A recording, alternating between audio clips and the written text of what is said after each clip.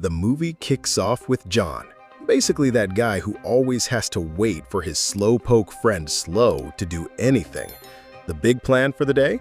Meet up with the crew at the beach, shoot some hoops, and pretend they're NBA stars, just without the talent or money for jerseys. After the game, while everyone else decides to go home and shower because beach court sweat is not a fragrance, John and Slow come up with a brilliant idea. Cross the river to snoop around the mansions on the other side. Problem? They don't have a boat. Solution? Steal one. So off they go, floating along in a borrowed boat, staring at mansions, yachts, and a bunch of people who've clearly never eaten expired instant noodles. But the adventure takes a turn when one of the rich kids decides to pull a human cannonball stunt, jumping into the water right on top of a little girl.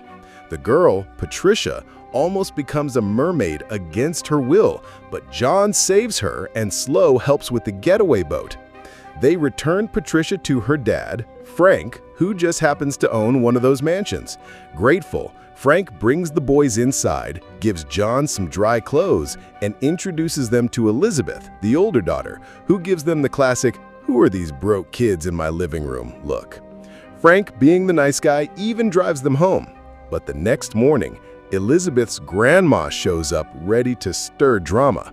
She wants to run Elizabeth's life, and no one has the patience for that, not even Frank. Meanwhile, John is back to real life, a stepdad whose favorite hobby is crushing John's dream of becoming an actor. John's mom supports him, but the stepdad must have interned with Darth Vader. And because every story needs chaos, Slow's next brilliant idea is to rob Frank's house, because according to him, all rich people are the same. John tries to be the sensible one, but ends up going along. Honestly, if it were me, I'd have called an Uber and vanished. During the break-in, John gets all sentimental, or stalkerish, depending on your POV, snooping around Elizabeth's room until Slow shows up with a gun he found in Frank's office. Before they can turn into Bonnie and Clyde, Frank comes home. The boys run, but the damage is done. Stuff is missing, the gun is gone, and John's guilt kicks in. A few days later, John gets accepted into drama school. Fitting, since his life is pure drama. First day of class, guess who's there? Elizabeth. Not a chemistry class, but the chemistry's real. John stalks her Instagram, Elizabeth does the same, and he scores an invite to Patricia's birthday party. But before the party, John has another huge fight with his stepdad, to the point where a crazy friend threatens the stepdad with Frank's stolen gun. Seriously, everything wrong here. I'd never do that, but you gotta admit the plot is wild. At the party, John and Elizabeth lock eyes, make promises, and hook up by the pool. Then there's a secret date, but on the way back, some random thieves show up and steal Slow's fancy watch that John was flexing with. Elizabeth's furious, Frank's twice as furious, and bans John for good. But Elizabeth, being a rebel, doesn't care. Things hit rock bottom when Slow demands his watch back, which is already gone thanks to other thieves. To pay off real criminals, John and Slow steal equipment from their college. John breaks up with Elizabeth over text, thinking he's protecting her, but it's just dumb.